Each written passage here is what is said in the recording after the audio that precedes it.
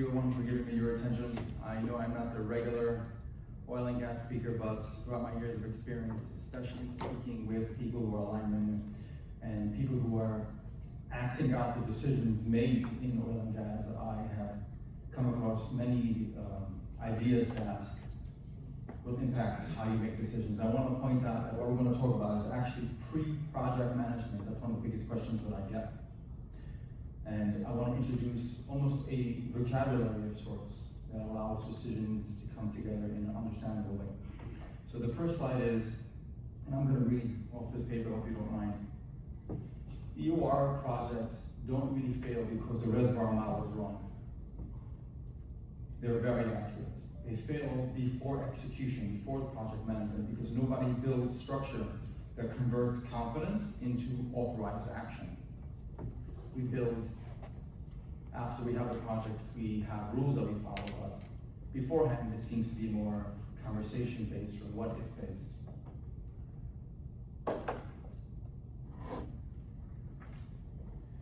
The question EOR teams are trained to ask is, do we know enough? This is actually the wrong kind of question. The right question is, what does the current confidence level allow us to do responsibly based on what we already know? So we have, do we know enough? People sometimes ask, data quality is a technical issue. Motion structure, which is how we execute action, is a decision issue. Both can fail independently, and therefore we have to understand both as independent parties. Again, is this project management? No. Project management governs execution. This governs what is allowed to be executed. The container comes before the project plan.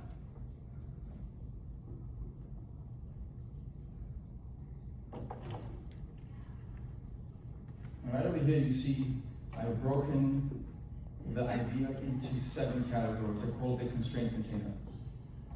Before any movement, before a pilot approval, a capital request, a facility study, 7 things must be identified concretely. Not approximately, not inferred, but we have to define them. I call this the constraint container. And we have them here. I'm going to elaborate on each one. Objective. What specifically must become true at the end of the next step? Not evaluate CO2 EOR feasibility, but we need something measurable. We need to determine whether reservoir heterogeneity permits a contained 5-year pilot at less than X capex, for example. That's the objective. Authority. Who owns the decision? Not who reviews it, not who advises. We need the person who can say yes, carry the risk, and sign the authorization. If you cannot name that person, you don't truly have authority clarity. Beneficiary path. Who benefits and in what sequence? Order matters because it determines who gets protected first when trade-offs are forced, and we've heard about those. Number 4 is risk boundary. What level of exposure is the organization actually authorized to accept at this point? The correct term is node from a computer term, which is the existence of itself in the bigger system. This means it's not what the CFO might approve in theory, but what is allowed here, right now, for the step that we are working on, contained within this boundary. Number 5 is decision window. When does this window close? Not when are we ready. We need a name date and a trigger that defines if the window remains open or the window closes. Without a window, the default is infinite study. Number 6, execution readiness. Can the next step actually be executed right now with what we have? Whether technically, operationally, contractually. When we say proceed, that decision has no value if the execution path is not known and open right now. And then we have the exit condition. Sometimes you have to leave something. What observable signals trigger either proceed, pause, redirect, or exit? That must be agreed before motion begins, not after resistance appears.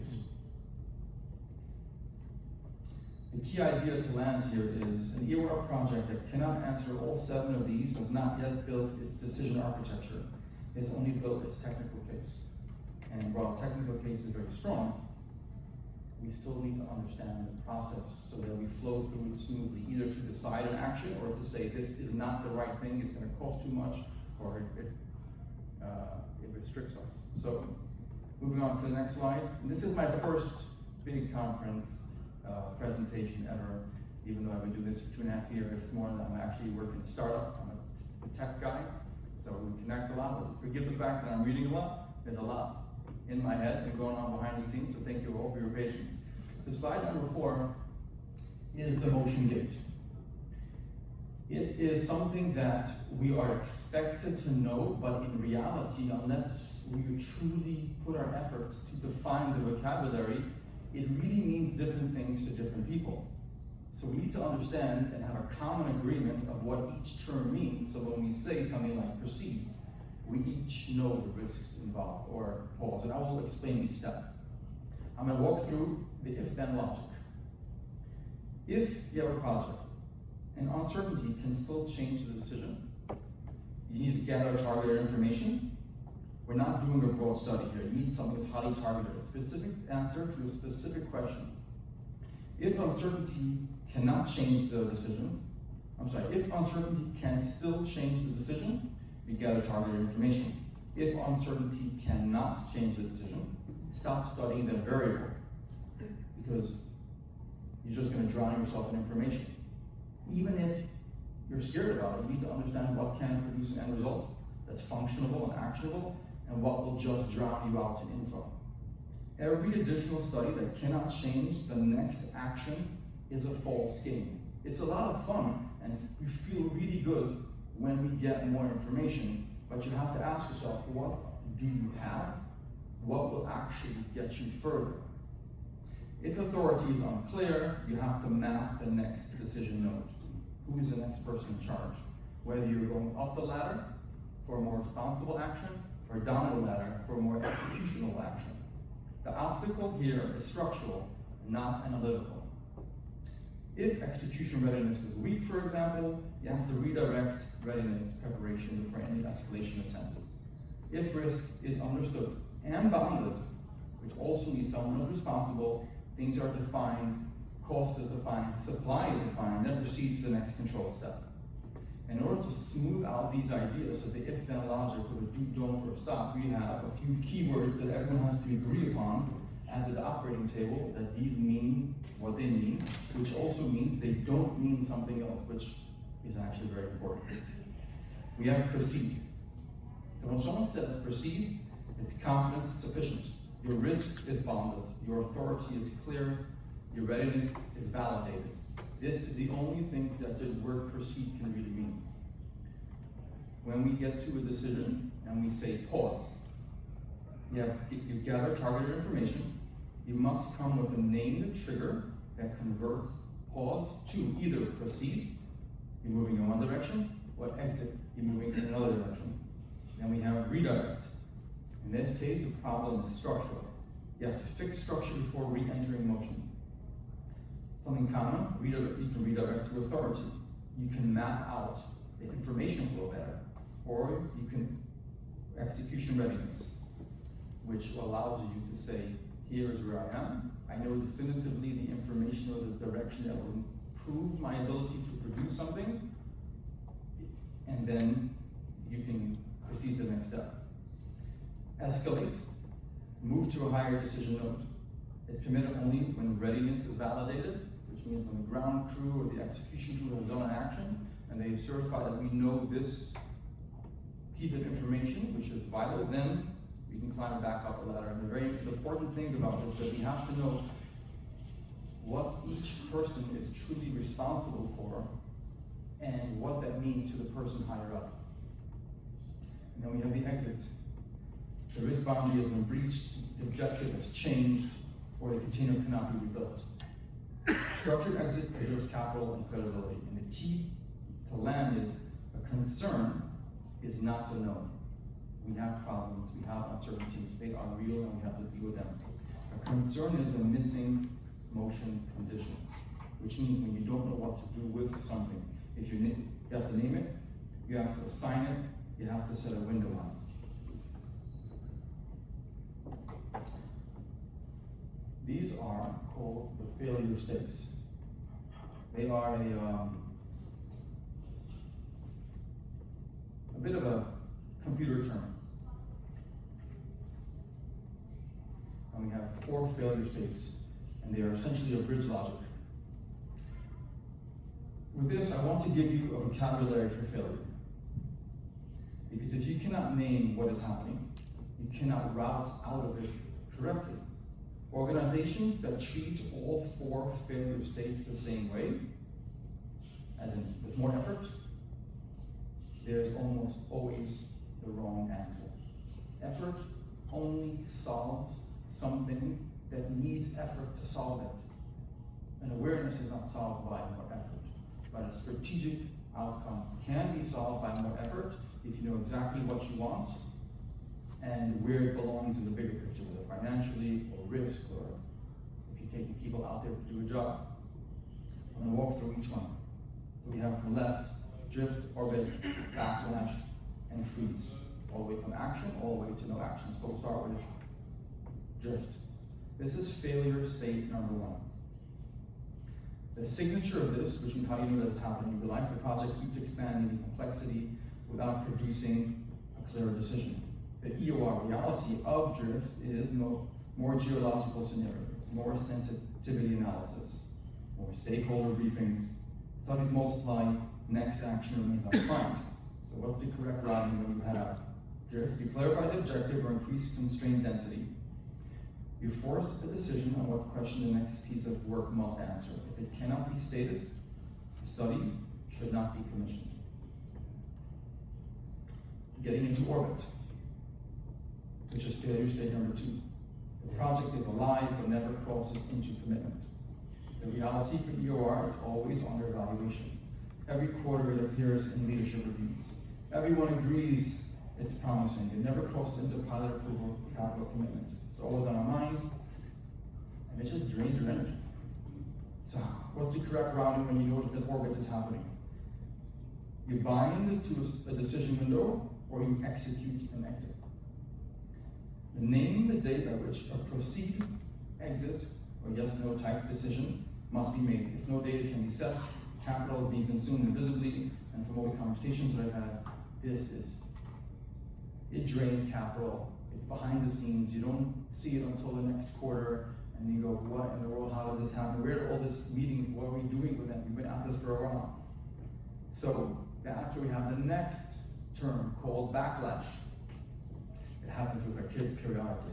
The signature in this is the EOR, the organization escalates before structural readiness. In EOR reality, capital request submitted before the authority path was mapped. A pilot proposed before execution readiness was validated. Resistance appeared, but it was resistance to the container mismatch, not the idea itself, which is really important to understand. Where the decision exists and the actual decision, we tend to intertwine them, and that, unfortunately, can disvalidate a good idea, or it can, unfortunately, validate a bad idea. And that's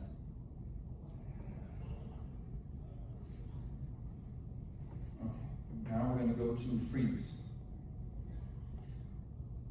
The system signature, authority, or decision rights are unclear. Nobody knows who can actually authorize the next step. Geologists believe it's the reservoir engineer. Reservoir engineers believe it's commercial. Commercial can believe it needs executive sign-off. The project just sits. So what do? You remap the authority node. Who is truly responsible? What decision points are you making? You find the actual decision owner for this specific next step and validate that node before any further motion. This, we're going to move on to the next slide. Until now, we spoke about authority. Well, I want you to understand it's a technical variable. The word I want to use here is technical. Authority, clarity is a technical variable. It's not a political one. It's not an administrative one. It's technical because it has observable inputs, measurable states, and predictive failure signatures. we have a bit of a topology, kind of a viewpoint of how to look at this. Who can actually authorize the next step? Now who reviews, now who commands, the person who carries personal accountability for this capital decision. And it's rarely the person who sponsors the technical study. Budget ceiling. What is the maximum dollar value this decision node can approve without additional sign-off? We don't want to go over our budget. EOR pilots routinely exceed the ceiling of the person approving them. This is backlash waiting to happen. Risk ownership. Who carries the downside of the step fails? You need to separate from who approves. We need to diffuse risk ownership. If we diffuse risk ownership, it produces drift. Nobody's motivated to force clarity. Your decision timeout. When does the authority window close? Every decision node has a window. After that window, the approver may change, the budget cycle may close, or the political environment may shift, or the price of gas might go up or down, which would change everything about how you're approaching the project. You could have a project where the price is one level and everything looks good.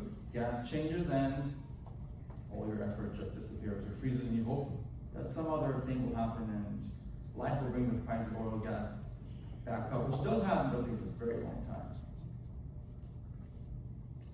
The key point to land with all this: a project can have unanimous technical support and still freeze if the authority node is not correctly identified and validated. And on my right, I have some failure signatures. So you get used to the idea of little buttons throughout. We have freeze. What do you do? Target an influencer instead of a decision node. When you have orbit, your budget ceiling exceeds, financial authority mismatch. These are just kind of key summarized terms. There's more of them. There's a whole language like this written out that I have. I'm building out some software, and these are just little bits of it. And if you have freeze, for example, the current path could be ignored or undefined. A common thing that I'm realizing through conversation with decision makers is that, for example, they guesstimate how much CO2 will be available and how much it will cost and how fast we'll get there. And if it takes a month later, you now have an entire rig of hundreds of people and insurance and machinery that all costs money, and it's just chilling out there on the ocean, having a good day, and it's not making any money, and it's costing money. So it's very important. When we have drift, risk ownership diffuses across teams, and we get backlash, escalation before authority confirmed.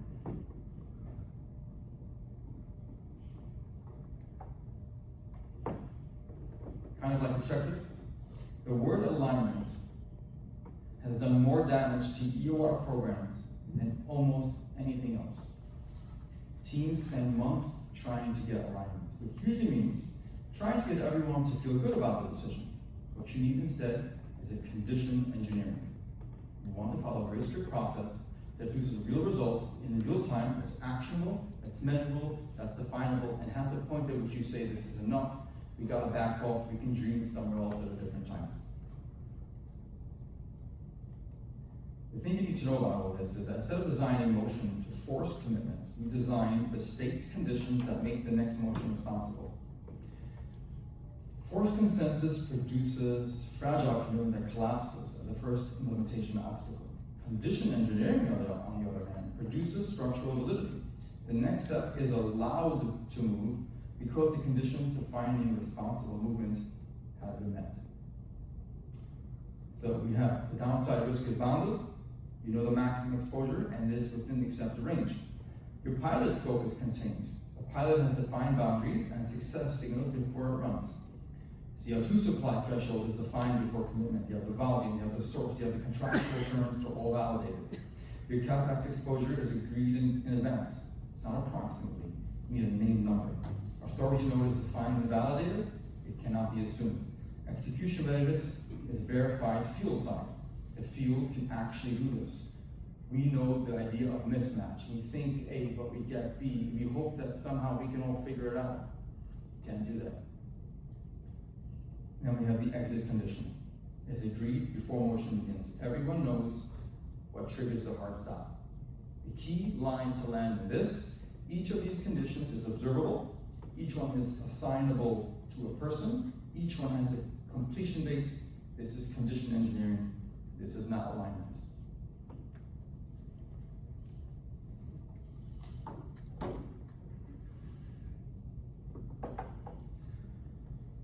Here's a fun one. Escalation without readiness equals instability. There's a failure mode that looks like urgency, but is actually impatience. It happens when an organization has been studying a project 2 or 3 years. Everyone is tired, and someone says, let's just escalate this, just get it done already. That is frustration expressed as motion. We have what I call an escalation rule. Escalation is permitted only when observable signals confirm readiness, or, are you ready for this? Instability is strategically tolerable. Escalation without readiness produces forced motion, and forced motion produces instability. The instability takes 3 forms: political resistance, technical pushback, or execution overload. All 3 are predictable. None should be surprising if the escalation was premature. Then we have the value of information test.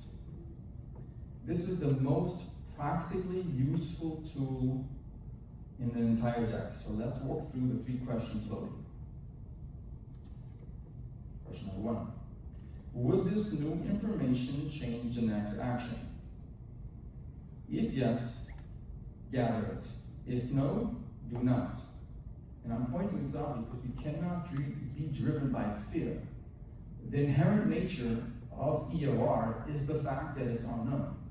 And we have to understand that it's unknown and deal with it as an unknown. Even if something is unstable, if it doesn't move it forward, we don't actually need to know that information. It's inevitable that we're dealing with what we're dealing with, and we have to respect it and understand which actions could take us forward to a clean decision, no matter what we choose, and which actions will just take us down a rabbit hole of information. And information is a beautiful thing. We can truly think we're getting functionality, well, it's just information. The reason this is hard, we should know more, feels responsible, but if additional knowledge produces no change in action, it consumes decision bandwidth with no return. Next question, is the information gap structural or analytical? Structural gaps require structural solutions, like authority mapping, risk boundary definition, execution, readiness, validation. Analytical gaps require analytical solutions. Making these produces wrong interventions. Each study, for example, has to remain in its section so that it can focus. And then we can bring that information back to the bigger picture. And we have to understand that the information produced by one team can sometimes answer the unknown of an information produced by another team, yet they still have to have the ability to look at what they're doing in a clean manner, and then you could bring this information together. And the next question, does more study produce a cleaner decision? If yes, proceed with the study. Define scope and window in advance. If no, set a decision window and decide right now. Certainty is not a realistic standard for high uncertainty reservoir decisions. Sufficiency is. The key line to understand right here, if gathering more information would not change the next action, stop gathering and make the decision inside the current window. Get a yes. If yes, gather it. If no, do not gather it. If yes, structural, fix the structure. If not, analytical, define scope. If yes, on the does more study produce a cleaner decision, proceed with the study. And what I am doing is simplifying the idea behind complexity. I'm not disvalidating the complexity. I am attributing and understanding the severity of the decisions that you're making, but I want to step away from the dollar sign and the emotional involvement and the risk from your job and your position and the people involved to really understand the decision process happening at that point in time so that you can make a clean decision.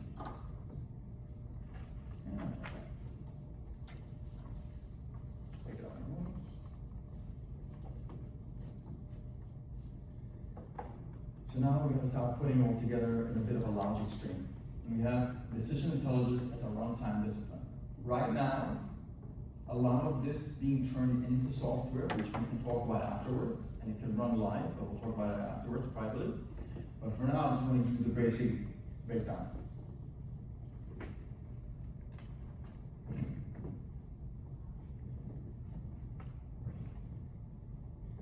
I'm not claiming to you that you need a new reservoir model. I am not claiming your technical teams are doing the wrong things. I am claiming that there is a layer between your technical inputs and your field execution of EOR organizations have never formally built. Now with the rise of AI, there's so much money going into evaluation, and it highlights the need for a technical vocabulary to produce a decision to the right or a decision to the left, and it's overwhelming. Especially with someone like me. I am not an actual EOR engineer. When I step back and I do a lot of research and I speak and I have conversations, I am just overwhelmed with how much stuff is being thrown at it, and yet I'm still asking for those solutions coming from all of that data. So we have to walk through this loop. We have to define permission, all the way on the left. Validate the constraint container. No container, no motion. Next is we have motion. Let's start with that motion. Determine which of the 5 outputs mentioned above, which of the motion gates are appropriate given the conditions. Next step, you have to execute the next step. One controlled action with defined scope and defined success signal. And then we have to monitor the instability. We have to watch for drift, orbit, backlash, or freeze in real time. These are the 4 failure states mentioned above. And they again elaborate an idea of just a no or not yet. They really categorize them so you know how to proceed as a result of each action. You have to log the outcome, record what was intended versus what actually happened, and then you have to audit and revise. Update the decision architecture, and notice I've used the word architecture a few times because we have to build out a decision system. Just like in computer software, you have to build out the steps so that when you press enter on a computer screen, there's a very clear understanding of how the logic flows. We have to do that in conversation because there's so much happening and everyone has to be on board the same page. Now, again, if someone were to say here, this sounds like project management. Project management governs execution tasks. Runtime governs what is permitted to be executed. A project plan can be perfectly followed and still produce the wrong output if the permission layer was never validated. These are different layers.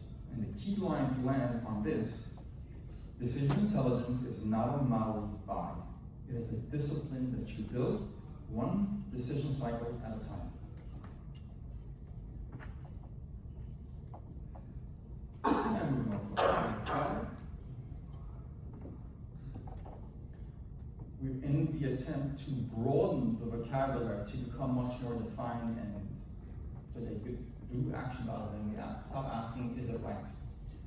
Instead, we ask, what is allowed to move? The modeling capabilities of EOR operators are excellent. They are not, that's not the constraint. The constraint is the structure between the model and the field. The future of EOR decision-making may not depend only on better information. It may depend on better motion discipline, knowing what is allowed to move, when it is allowed to move, who owns the risk, and what signal changes the next action. We have a brief summary of system vocabulary. Constraint container, motion gate, authority topology, decision window, risk boundary, condition engineering. We have our 4 failure states, drift, orbit, backlash, freeze, and escalation discipline, next responsible motion. I want to leave you with these 9 terms. Each one is a structural action, not a concept. If you use even 2 of them on your next EOR decision, constraint container, or let's say decision window, the value of information test, you will get a different outcome. And that is the presentation. And you have, thank you so much. Thank you so much. Please. Do we have any questions for him? And if so, let me know and I can run around and give you the mic. Yes, also, gentlemen, I met on the way up, so nice and kind of to see you. Hi, Ari. Nice talk on this session. So my question is, all these nice decision discipline model you have been showcased here. For example, in a large organization, when we let's say, working on a project with several stakeholders, how we apply the method you're talking about, especially, let's say I'm an expert in your method, but since there's so many stakeholders, how can we follow the process you're talking about and system vocabulary you have explained to us nicely? Yes, so how do we apply this method in complex organizations where different people have perhaps different agendas, or there's a pre-established vocabulary? The first thing we have to acknowledge that people have, the fact that the vocabulary from the past exists, which leads us to where we are right now. We need to just take it and say, well, maybe we could use some improvement. So if the organization is not on the process of continuously improving at some sort of percentage so they can stay ahead of the competition, they're not going to go very far.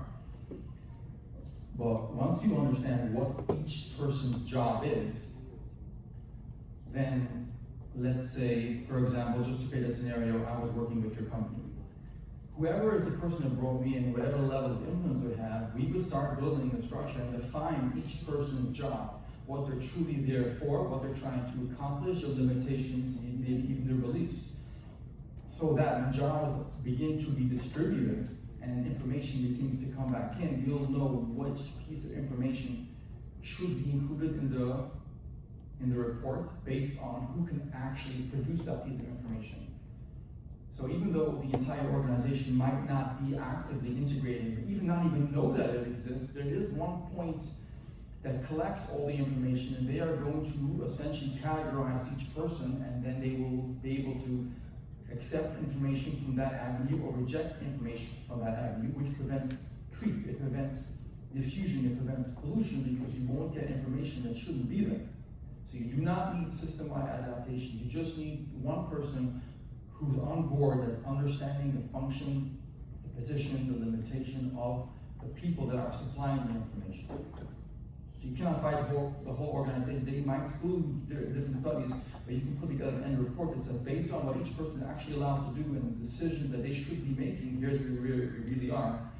And then we present that to whoever the person making the actual decision, which probably is not that emotionally involved.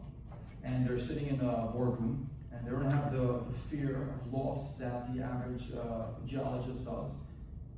And so we can really overcome that based on the place in the company where this would be. I hope that answers your question. Thank you. Any additional questions? Come on. Great presentation. Can you share which aspects of EOR this can be implemented in? For example, thermal, chemical, what's the strong and comfortable for this type of application? Thank you for asking that question. In each one of the categories you mentioned, there are a lot of decision makers and a lot of information coming in. And whether it's thermal EOR or CO2 EOR or any other version of it, you still have the need to categorize information and make decisions. So rather than asking in which version of the EOR this is applied to, I would want to ask how strongly can they be applied in those contexts? Because the fact, if you put the word EOR, you put people, and then all the scenarios that come with people and the decision that they make. So the stronger we can apply these concepts, and again, it's like your buddy sitting right next to you, even if it's not applied system-wide, but whoever is bringing this in and putting together a brief or presentation using these concepts, the stronger they can apply them, the better decision outcome they will have. Does that make sense? And I figure I was even waiting. Thank you so much. Wonderful topic and a great presentation. I think that is what most of the companies involved in EOR are struggling with, especially the drift part of the process. Oh yeah. So, follow up to Jan's question. So what you are saying is that this can be applied by everyone or anyone who is involved in the EOR process, no matter the position. Correct. It's not an organization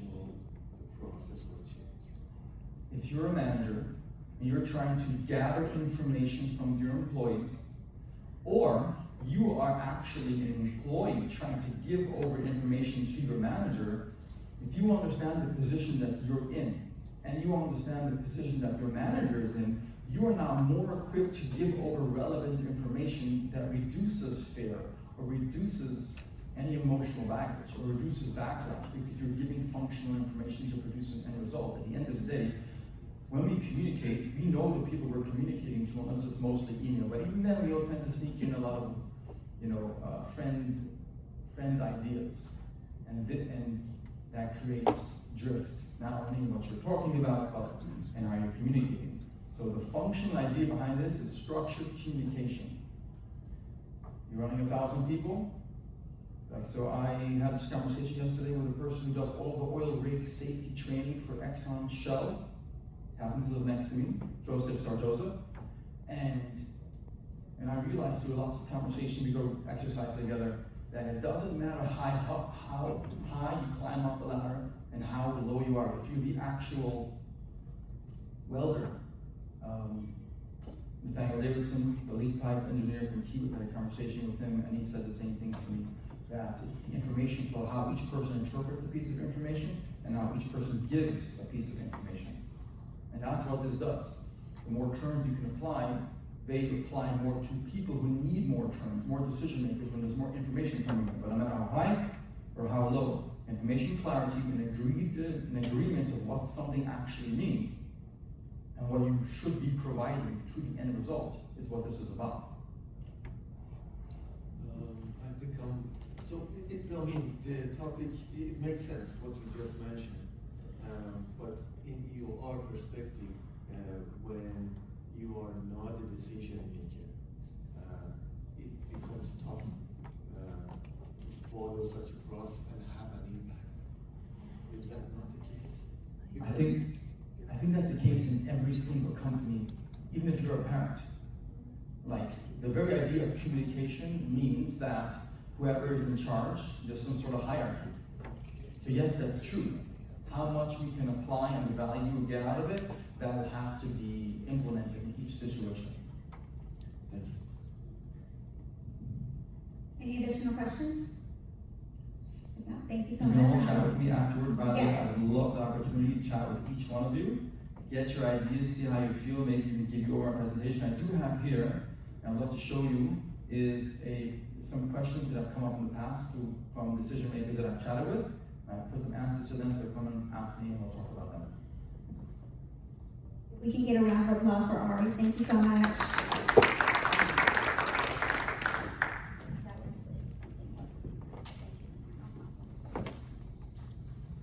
And now it is time for our coffee break. We have some little snacks right there in the ballroom. Thank you so much. We'll resume at 11 a.m.